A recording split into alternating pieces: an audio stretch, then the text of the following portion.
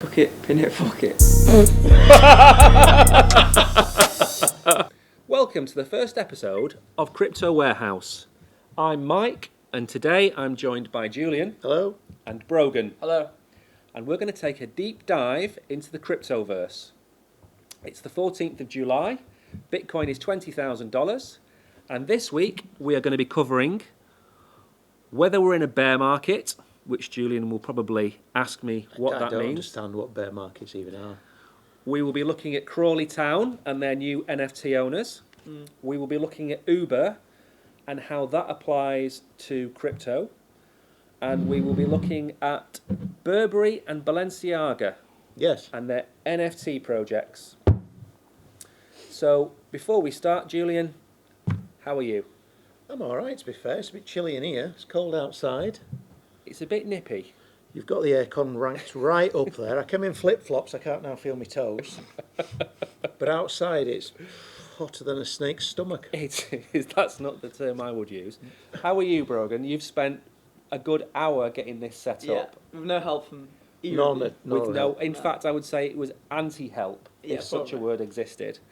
I'm in the same. It's hot outside, it's cold in here, but I think we should probably get on and talk about our first topic, which is the bear market and where we think the bottom is. Before you start, why are they called bears and bulls? Well, it comes down to a bear and a bull and how it attacks its prey. But why can't we just have it going up or going down? Because people Do they like to appear more knowledgeable? they like analogies. But it's not an analogy, is it? It is, because a bull, Yeah. when it charges, Yeah. it swipes up, which shows upward momentum in the market. Yeah, And but a a bear, when it attacks, It goes swipe- from 4 legs to 2 legs. And swipes down. Right after.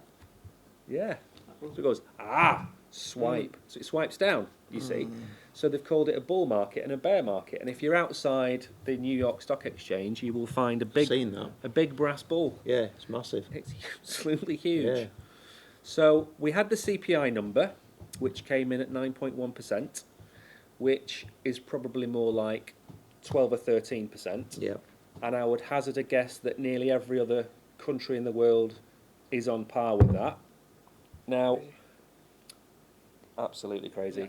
Now, do you think that this is going to finish anytime soon, Julian? No, I think we're in for at least another 12 months. You do? I do, yeah. I can't see any factor that's going to change this for short term.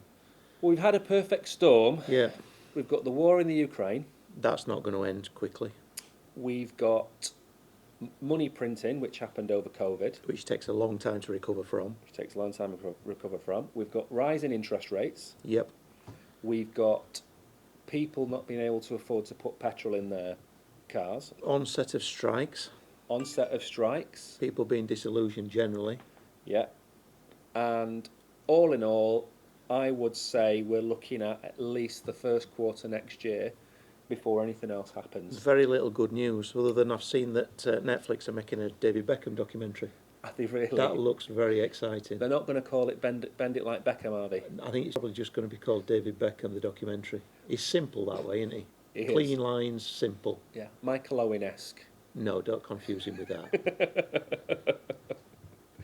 So, predictions-wise, I'm going to say that Bitcoin in the next 3 months is going to bottom out, which means it's going to get to the lowest level, Which you see as being what? which I see as being anywhere between about $16,000 and $18,000, Right. which in pounds is about what, 12 or 13,000 pounds. Yeah.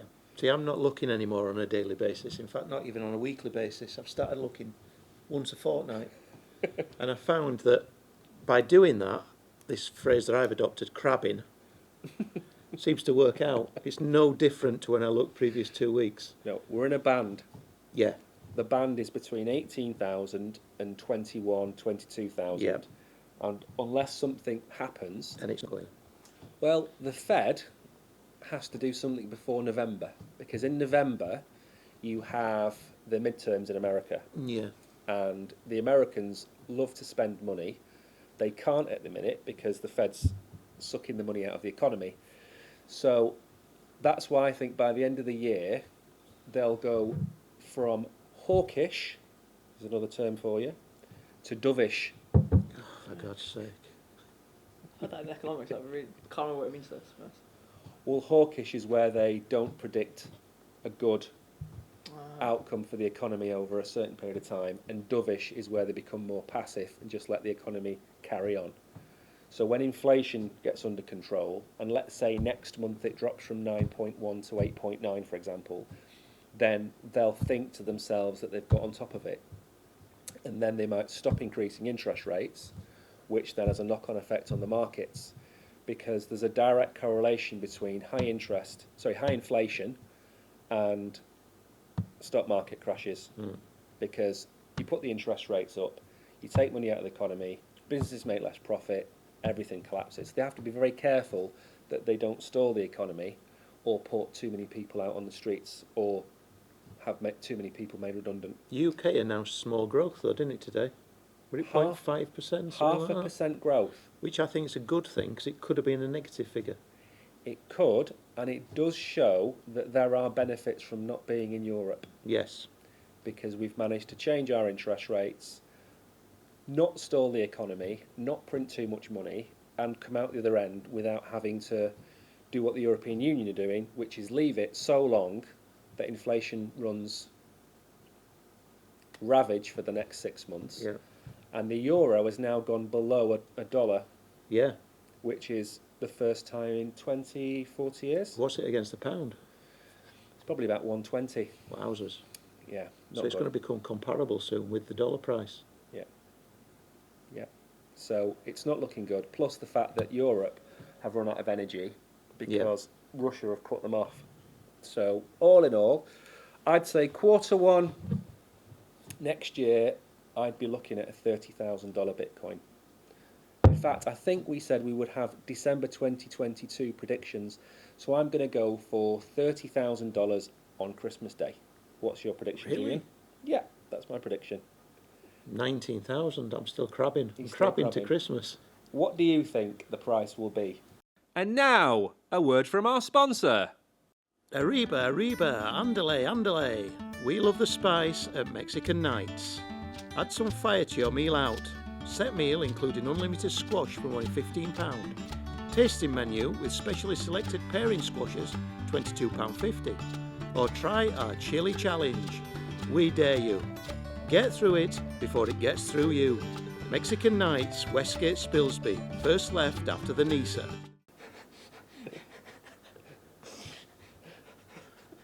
$22,000. Well, that's a decent guess.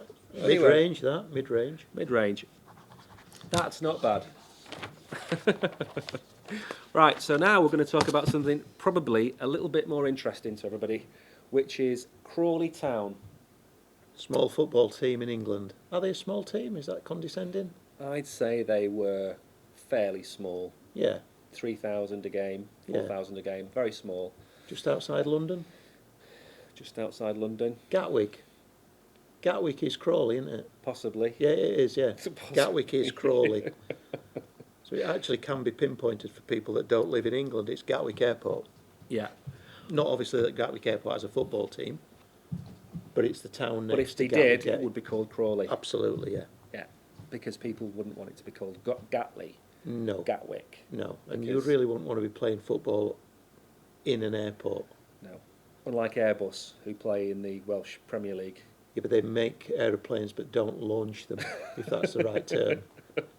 Very true. So, basically, do you know what's happened, Brogan? Yes. Okay. Do you want to explain it, or do you want me to explain it? I don't mind. So basically, they've been bought out by two American gentlemen called Preston Johnson and Eben Smith, who launched an NFT project and generated $4.5 million from Was it not 3 million? pounds. Oh, 3 million dollars. quid, £3 million, $4.5 million to basically pump into Crawley. What's your opinion on this before I give my damning indictment of what I think they've done? There's a lot of this going on, isn't there, in football generally? Yeah. Clubs being bought. Seems quite a decent amount for smallish club like Crawley, but is it sustainable? No. No, I wouldn't have thought so either. My issue is that I'm trying to remember what a similar incident in the past with Ebbsfleet. So these two lads, Yep. are they the actual owners, or have they raised the money by diluting the ownership amongst hundreds and thousands of people? They have bought the controlling interest Right. in the club, Funded by? funded by the sale of an NFT project, which was for $4.5 million, like we've said. But what they've done is they haven't given the ownership to the owners of the NFT, which is the small little devil that sits on a sofa. What they've done is they've created what's called a DAO, Right. which is a decentralized administration organisation. And basically they will have votes every year, every 6 months. The DAO whatever. owners. The DAO owners who own the NFTs, and that will decide the direction of the football club. So, for example, let's say that Crawley Town finish 11th next season. Yep. The owners of the NFTs will have a vote on whether to sack the manager, keep the manager, sack the CEO, sack the board. And my issue is you're taking a community football club, which is owned by the fans in effect because they provide most of the revenue. They've taken it out of their hands and they've given it to random strangers around the world that have no care or interest whatsoever in how the club is run. Mm. And does that mean that how are they going to sack a manager if he has a terrible run of form? Do they have to wait for the DAO AGM to do so? No, the way a DAO works is anybody can put together a proposal. So anyone It's can... just carnage, isn't it? Absolute carnage, yes. It works in very specific, limited instances. And have the DAO current owners that have provided the $4 million signed up to providing future funds? No. Is that an expectation of them? No, So where's the future funds going to come from? that's a good question. The secondary market, which is where you buy and sell your NFTs, Yeah. there is a percentage, I think it's 8%, 7%, of that sale goes to the originator of the NFT. Okay. So the secondary market might provide an income of, let's say, $500,000, $600,000 a year. But the secondary market is buying what exactly? The NFT, Which is what? What does it look like? it's a small orangey red devil sitting on a sofa, which gives you access Don't to fill the DAO. gap. I left that silence to for the tumbleweed effect. Why? I don't know. As I said to you before we recorded this, Ebbsfleet United did the same thing about 10 or 15 years ago, where somebody crowdfunded Mm-hmm. and generated about, I don't know what it was actually, but let's say for argument's sake £2 million. They bought Ebbsfleet United and they held a similar voting system, and it lasted as long as the money did. And Which is bound to do. yeah, Because unless they've actually got a diamond already working there, Yeah. playing there, they can't possibly generate future cash. no, not enough cash to take Crawley from, say, League Two to the Championship, or No. from League One to the Premier League. It doesn't have enough. It doesn't have enough in it to do that. Now, I looked on Twitter last night. Lots of Crawley fans singing songs about having money again, and the fact that Preston and Eben, that this isn't their only source of wealth. They are wealthy Americans, so this was something that maybe they can have a cash injection in the future. But the question is, if you've got a DAO that's supposed to make the decisions on a football club, why would Preston and Eben be putting cash into a football club when it's other people making the decisions? So You're not going to do that, are you? You're not Unless gonna they do buy them on the second market, like you've just said. exactly. So I can't see how this can last more than 2 or 3 seasons. The issue I've got is this is going to be one of those, like Bury did. Bury lived on borrowed time, nearly got to the Championship, paid over the odds for players, lived on debt, and then it all came crashing down like a house of cards. Yeah. This looks like a similar It just looks a situation. bit gimmicky, doesn't it? It does look gimmicky. It's attention grabbing. Yes. But the problem is in 3 years' time when it all goes wrong, and it's another crypto failure. Yeah. So it'll look bad on the crypto market, and it will look bad on Crawley Town. And the fans, as always, will be left to pick up the pieces. Yeah. So I don't think it will end well. So I don't. Time will tell. Time will tell. Okay, the next bit of news is the news that Macron has been found to be greasing the wheels of industry in France by allowing Uber to gain licensing in France, and a Dutch minister from the European Union allowing them to do the same thing in the European market. And I don't think the reaction to this has necessarily been as strong as it would have been if it had been, for example, a UK MP or Boris Johnson or something like that, because basically Macron has been caught having secret meetings with the CEO of Uber. We don't know if there is cash involved. We don't know if there's share options. We don't know anything other than Macron has allowed them to move into France. Has there been any statement come out afterwards?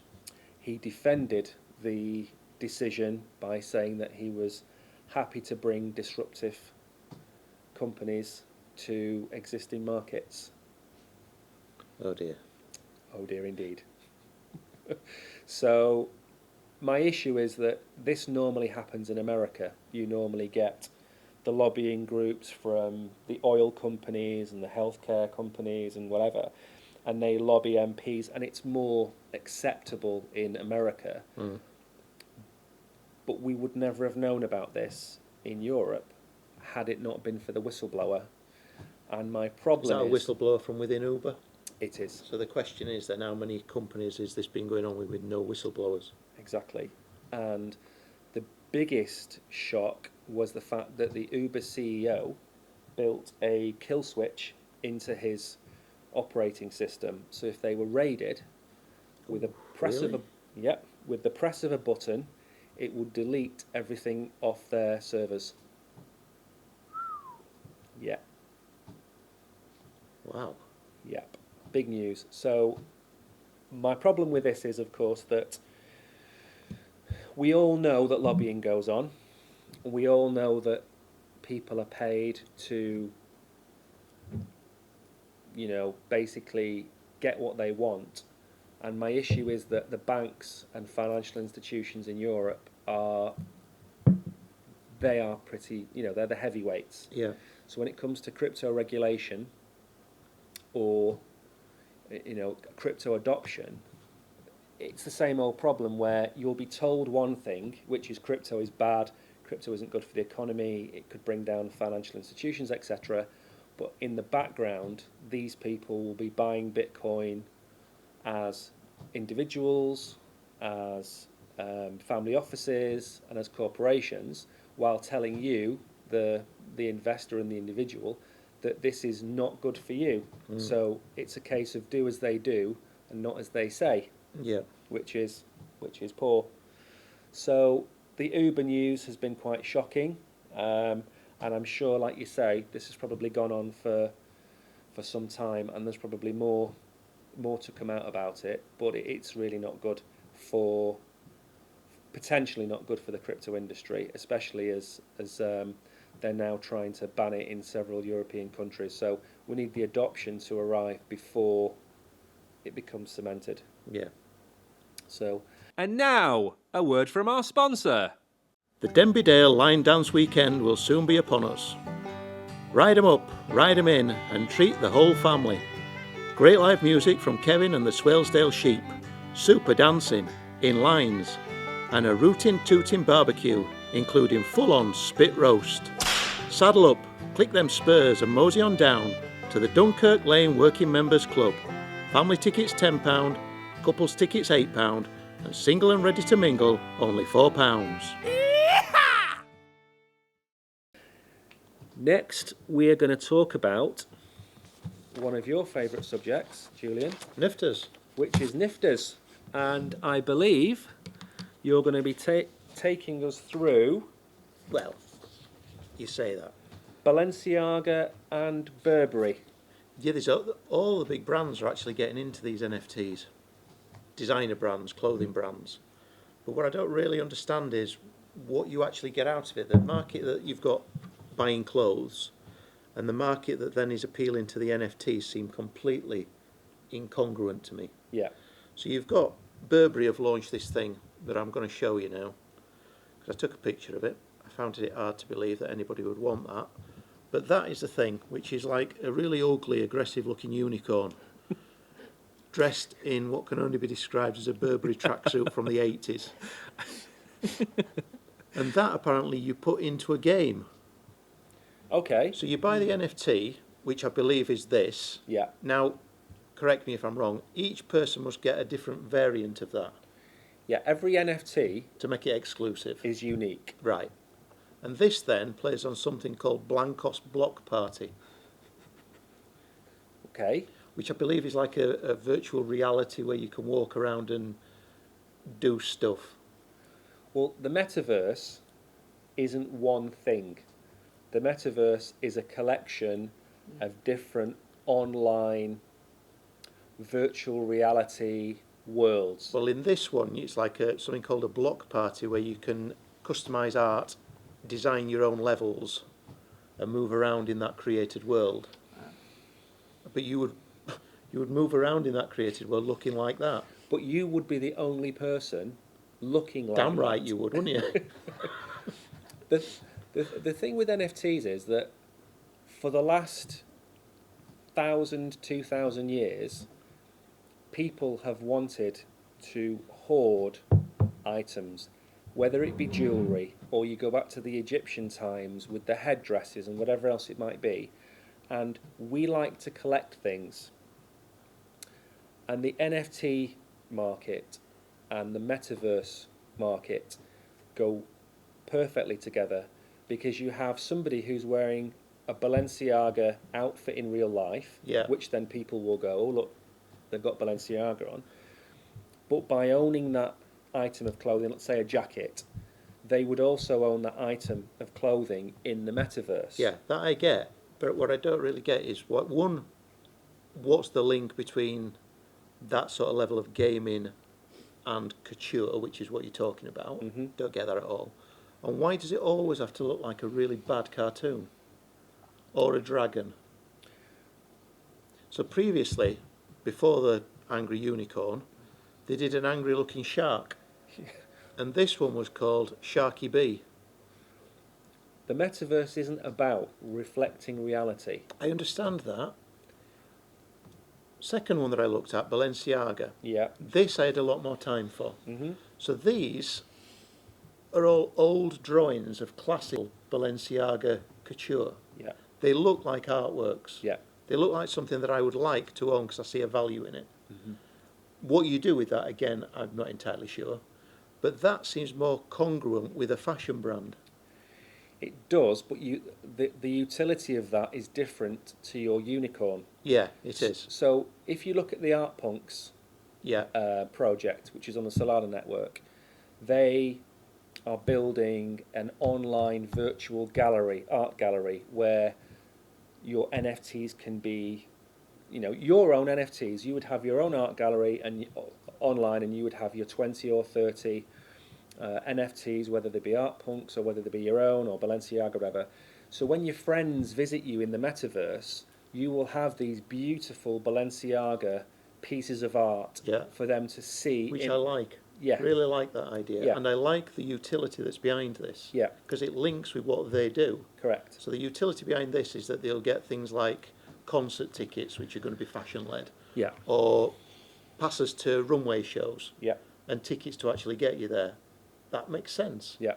But the idea of having a ugly-looking shark in a computer game doesn't really link to Burberry, in my opinion. No, but they're not aiming at you. No. They're aiming at the A new clientele. Yes. So the new 20-somethings and the new end of teenagers, they are all about online status. Yeah. Whether it be Instagram or Twitter or whatever else it might. TikTok, sorry, not Twitter. I'm showing my age again, aren't I? Now, let's say for example, you're playing Fortnite, and Balenciaga have a skin, which is basically a pattern that they sell, which is unique to you. In 3, 4, 5 years' time, you will be able to apply that skin to a jacket that you wear in the metaverse, to a gun, or a character that you own in Fortnite, maybe a character or a Formula 1 car in another game. But that's your skin that's unique to you. So that then you then become the Balenciaga brand by having it. And because it's portable, your friends recognise you. So, the unicorn, for example, the unicorn can drive the Formula 1 car, it can play in Fortnite, it can walk around various different metaverses. So it's kind of reinforcing. And you'll say, oh, look, there's Dave. Dave got his Balenciaga out again, for example. But Dave will be able to show off that piece of art in numerous metaverses. He'll be able to show that character off in multiple metaverses, but it doesn't appeal to... It's an age thing. It's an age Definitely thing. Definitely an age thing. 'Cause I understand that Adidas you were talking about earlier, Brogan, they did an NFT. Yeah. But basically it tokenized, you became a member of a club for early releases. Yeah. That I understand, that makes sense to me. I'm now too old to understand the gaming side of things. Exactly. And the problem is now, is that the gaming fraternity, they are resisting NFTs. Really? Yes. So, Ubisoft, was it? Ubisoft, yeah. Ubisoft were going to launch... They were going to add NFTs to their games, but then they backed out of it. Yeah. Why? I'm not too sure why. I mean, I think the consumers weren't too happy with it. I don't know why exactly, because I think it's a pretty good idea. But I don't know. No one really liked it. Because it's going to be one of these things as well, isn't it, that certain brands are going to get this right. Yes. Younger brands that are cheaper brands for kids now are going to get it right. Yeah. These developed older fashion houses are not going to get it right. Because Or it'll still be seen old-fashioned by younger kids. Or a combination of both, because if you go back 30 years, Yeah. there was no Facebook, no Instagram, no Amazon, no Google. They didn't exist. And in 20 or 30 years' time, there will be companies that get it right now, Yeah. that are brands that probably don't exist, Yeah. that will exist in 20 or 30 years' time, that appeal. It's all down to education. Gamers do not live in the cryptoverse. They don't understand that they are paying for a game. They are then spending their time in a game, but at the end of the day, their rewards are constrained to that game. Yeah. So, for example, in Fortnite, you might finish in the top 1%, for example, and you might be given a specific skin, or Call of Duty is the same thing. Now, to gamers, that's a status symbol. I've got this character from Season 1. Now, why would anybody not want to take that character from Season 1 in Fortnite, which might be 100 of them in the world might exist, why would they not want to own that? So, Brogan, as a 17, 18-year-old, you still play computer games, Yeah. as well as hack. Mhm. Would you be interested in having an NFT in a game, and if so, why, and if not, why not? I would, because you could own this, like, I don't know, let's say it's this skin. You can bring this to, let's say it gets included in other games, and it's the same system used throughout every game. You could bring what you own in one game, and you can use it anywhere, which to me is a really good aspect of NFTs and having NFTs in games.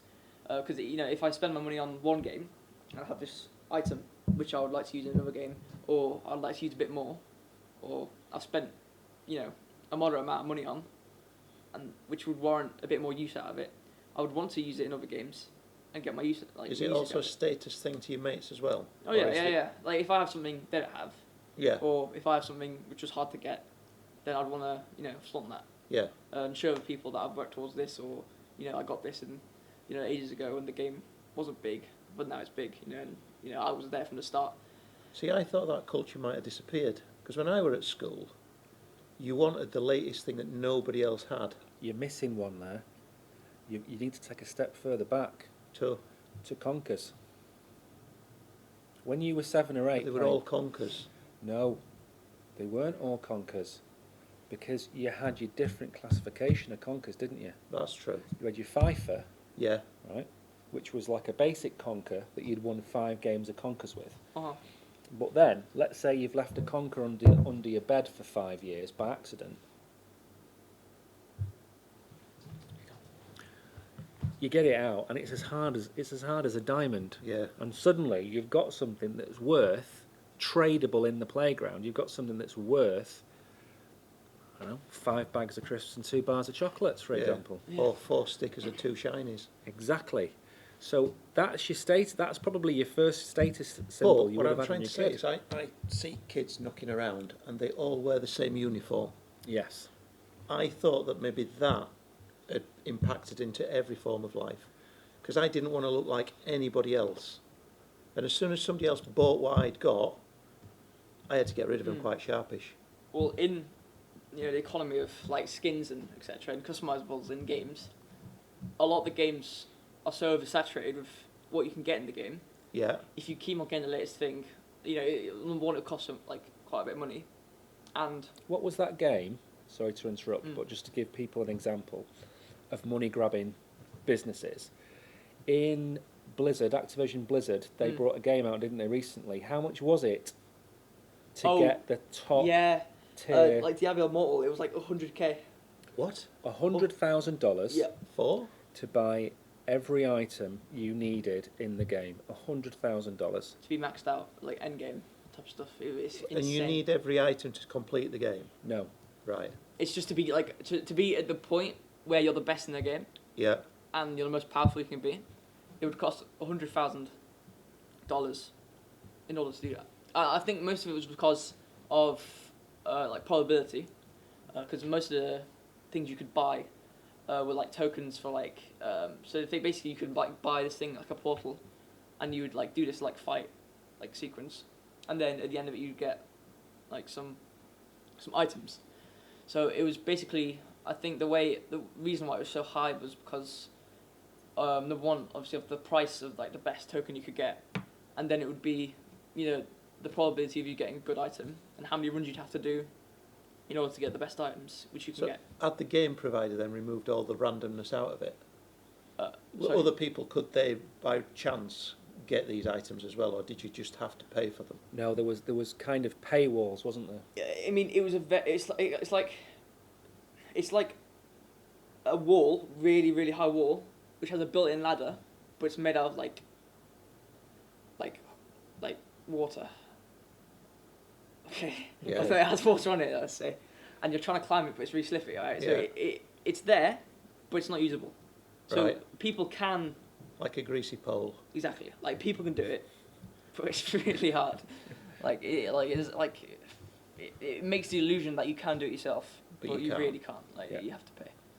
Now, before you answer the question, this is the entire point of NFTs. It takes the revenue from the games producer and gives it to the player. And this is the mental shift that has to happen for the gamers to understand that suddenly they're in control and not the computer game manufacturer. Right. Now, if you've got a game like Diablo, where the average person might spend $100, $200, bless you, Thanks. then you multiply that by 500,000, 600,000 players, you're making a lot of money. Now, if you're playing a game where the items are NFTs, and you are lucky and you get a special skin, the sale of that skin is by you, because it's your item and you make the return from it, which is kind of like this play to earn idea that people have come out with.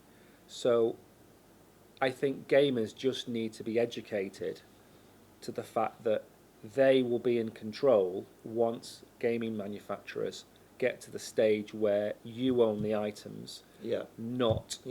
and it's not walled into their own game, and you can suddenly take that character or that skin and put it into another game on another platform, wherever else it might be, or go to go to an auction site where you can sell it for either real cash or Bitcoin or Ethereum. So I think it's just to do with educating the gamer. Yeah.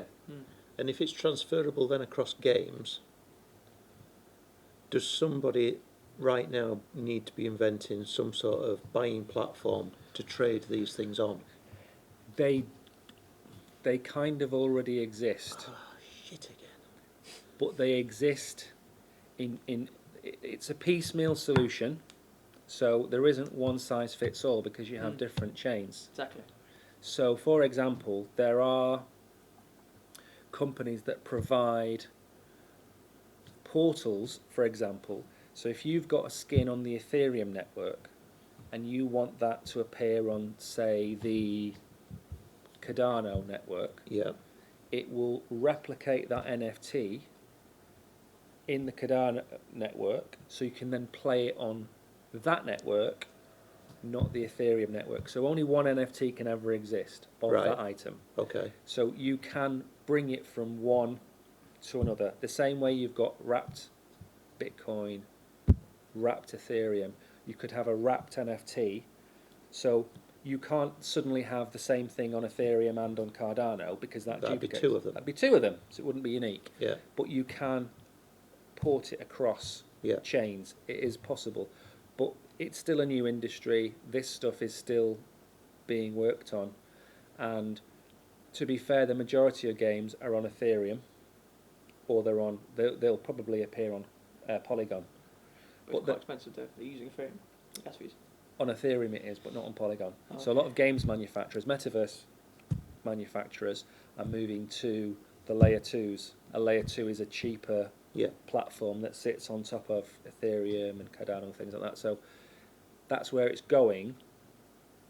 You might find platforms in the future, like OpenSea, for example. OpenSea allows you to sell Ethereum NFTs and allows you to sell Solana NFTs.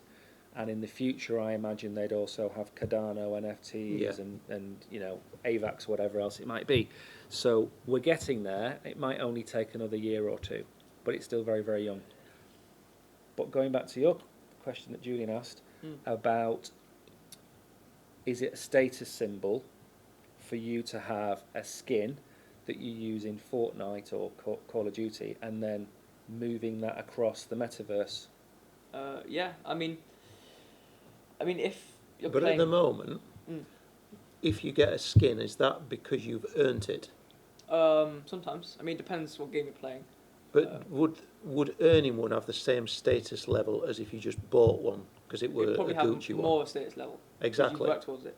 Yeah. But if you buy it, I mean, it depends, because mainly when you buy a skin, and if you want to set it simple, and you want to buy a skin, you're gonna have to buy it at the start, pretty much as like the infancy of the game, and then you're like, okay, this guy's been playing for a while. People are like, okay, this guy's probably good at the game, let's say, because he's been playing for a while because it's a skin. But the main stat symbol, like skins, come from the ones you earn. They sell Yeah. like if you compete in like a tournament with like a load of other people, Yeah. and then like you say you come first, so you're the best out. Like So you could have a 10,000 Gucci people. sponsored tournament. Yeah, you, That's how you drop it in. Yeah. And then you have like you normally get like I don't know 10,000 people playing. Let's say a Fortnite tournament, 10,000 people playing. Let's say it's going to come first, second, third. You get like a golden one, a silver one, and a bronze one. Let's say like skin wise, and then you'd wear that. Mm-hmm. But in the future, you should be allowed to sell that. Yes. And that's where it comes to. That's the thing though. I was thinking about that. Like if you sell it, then you don't know the authenticity of like if this guy's earned it or he's just bought it. Doesn't matter then. It's a unique item. It's like, somebody, for example, who's got a Medal of Honour for being in a war in 1912, and Julian collects medals and buys his Medal of Honour. Yeah, but nobody's going to like me if I'm walking around with a World War II medal on, are they? That's the thing. Like, I'm only if 40 you're now. wearing it and you're claiming you got the Medal of Honour, but you just bought it.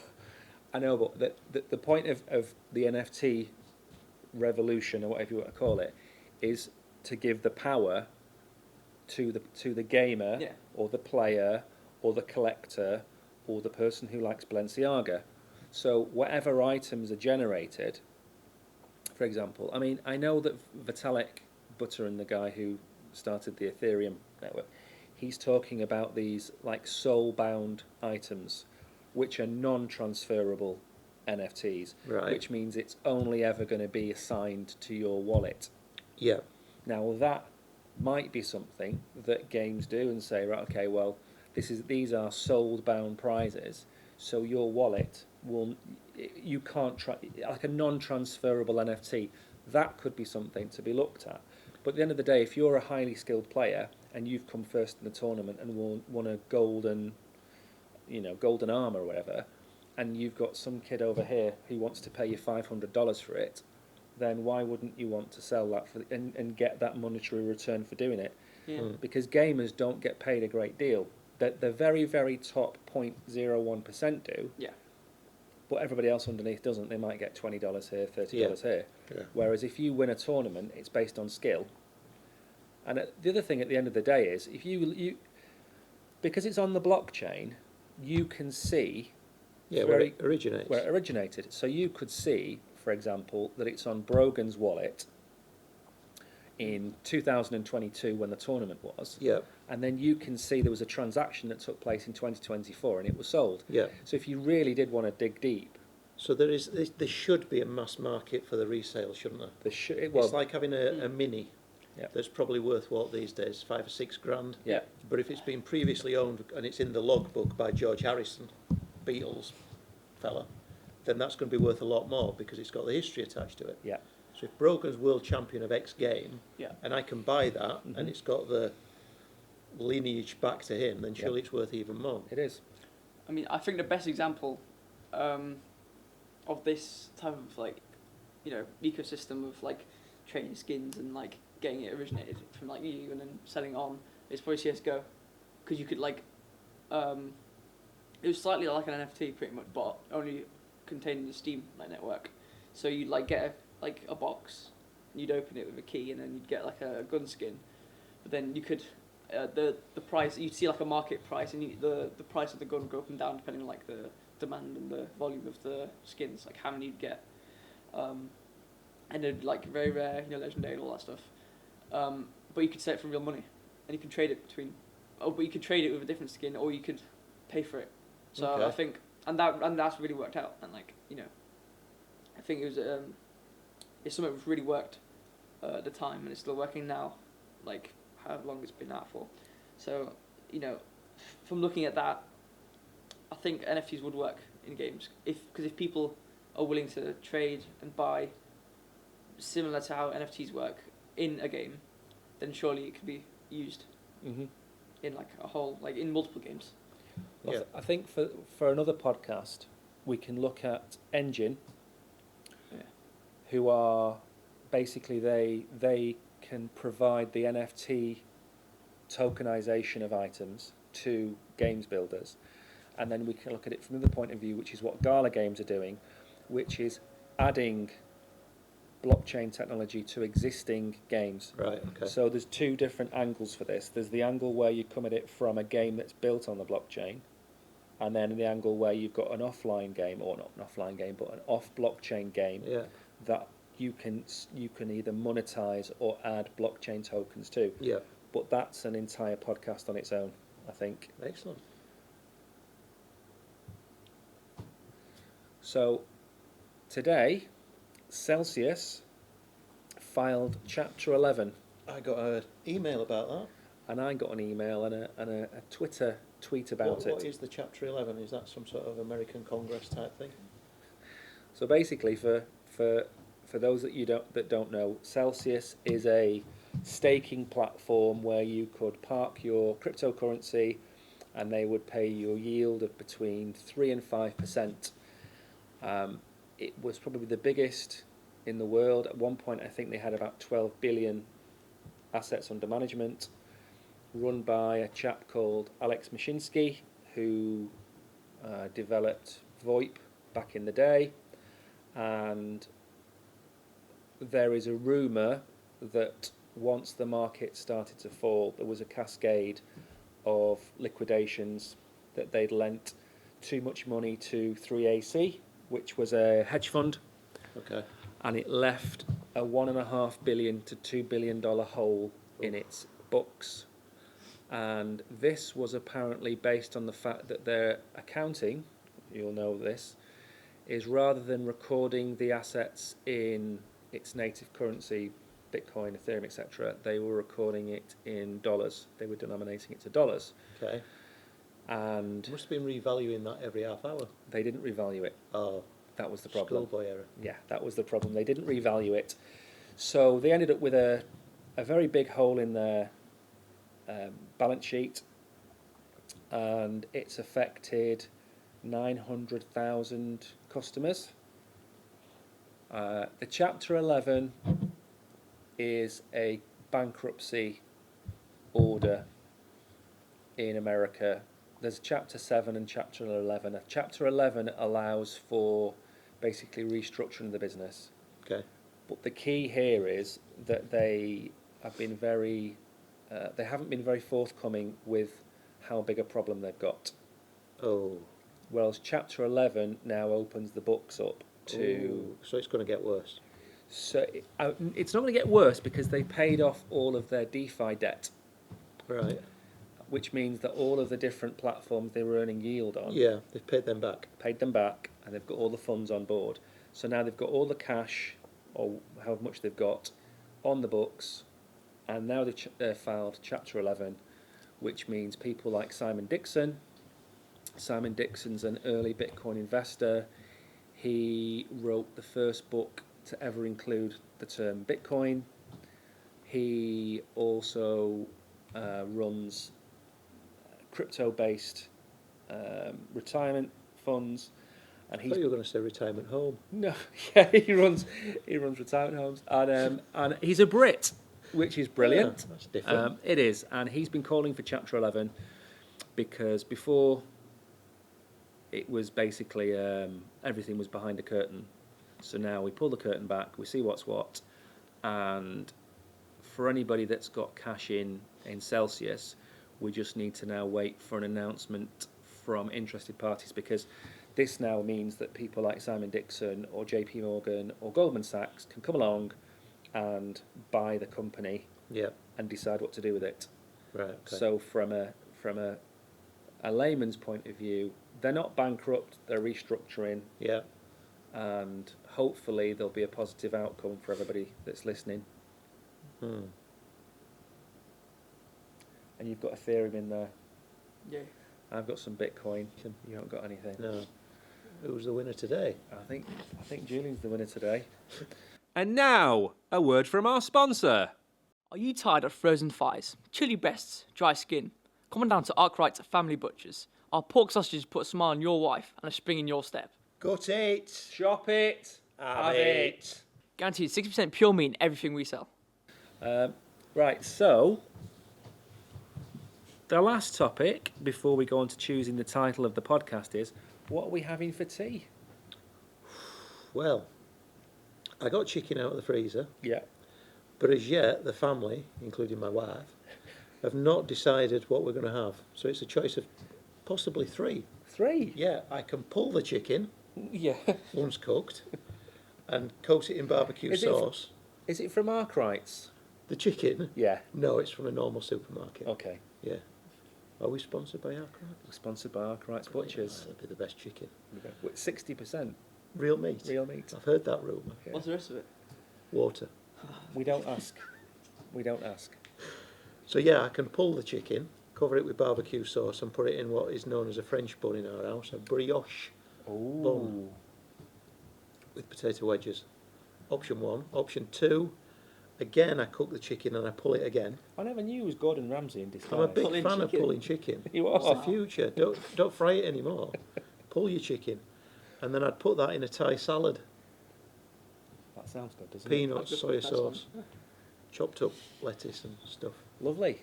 What's Yeah. option 3? Option 3 would be just a plain salad with bacon and avocado, tossed, ranch dressing. No, I'm not having that. No. So I think I'm probably going for barbecue in a bun. Yeah. I'll choose that one. I think I'd choose barbecue. But like I say, it depends on the family and my wife. On your wife. Your wife's not part of the family. No, look, happy wife, happy life. That's the saying. Excellent. Well, we don't have a restaurant in our house. So there isn't a menu. It's of not a restaurant, possibility. it's a manservant. Well, we don't have a menu. Right. We don't have an a la carte menu. We have one option. No, we have two options. Eat it, Yeah. don't eat it, Leave it. leave it. So tonight we will be having chili con carne Yeah. Nice. with homemade flatbreads, Nice. possibly a touch of rice on the side, just Yeah. to help soak up the chili. Yeah. But the key to a good chili is leaving it for a good 3 to 4 hours Agreed. for everything to congeal. Yeah. Heat it up, cool it down, Heat it up, cool it down. reheat. Yes. Low heat. Yeah. I don't do that with chicken. I wouldn't do that with chicken. Not No. Arkwright's chicken. No. Because normally after 2 or 3 hours it starts to lose its chickenness. It does. It does. Yeah. And I think the chicken falls away and what's left isn't chicken. The It's the water. 40% what's It's left. 40%, yeah. The modified stuff. Exactly. So that's what we're going to be having in our house tonight, which is I Nice. think is one of Brogan's favourites. Yeah, chicken carne definitely. Chili con carne. Excellent. One thing we don't add is we don't add a dash of creme fraiche. No. No. What we do is we put in whole green chilies just to give it that warmth. Excellent. The only issue with that is that probably within about 6 to 8 hours Yeah. Issues. you have Celsius style cascading Yeah. liquidations, if you like. Yeah. Right. And the final thing is choosing the title for the podcast. We've had some crackers. We have I don't know whether we call it Thai chicken in a bun. pulled chicken. Pulled, I think you've learnt about pulled chicken today. pulled chicken in a bun Yeah. could be the title. All you've got to do, right? Tray, Yeah, chicken. yeah. Trim it a little bit. Do you 'cause fork there's it? some nasty, trim the nasty little white bits off it. Yeah, Bit of oil, yeah, salt and pepper, yeah. tin foil, oven 45 minutes. Mhm. Leave it, don't go near it. Take it out, 2 forks, that's really important. So you do fork it. Now, yes, but I not knew before. you forked it. Hold it with the 1 fork Yeah. and just pull Mm. it away, soft. Beautiful it is. So you pin it down I pin it down and you pull it off. and I pull it off. Brilliant. I think that's the title. Should we not rule of 3 like the title? So we're like dun dun and dun. You know. Pin it down and pull it off. That's my one. What are you going to go for? Pulled chicken, Thai pulled chicken? Eat it or leave it. Eat it or leave it. What's your title of the podcast going to be? So what do you do with the chicken? You fork it and then you. I cook it. Don't understand what's so difficult about this. You cook it so it's cooked, but it's still in breast form. Yeah. Okay. Then you attack it with 2 forks. You pin it down. 1 to hold and 1 to pull away. Yeah. Pull away. So, cook it, pin it, fork it. And that's the title. Have we got... Anyway, moving swiftly on. I'd like to thank anybody who's still listening to the end. As we've said, this is not financial advice. I don't think we've given any financial advice today. But remember, time in the market outperforms timing the market. Thanks for listening. Thanks. Goodbye.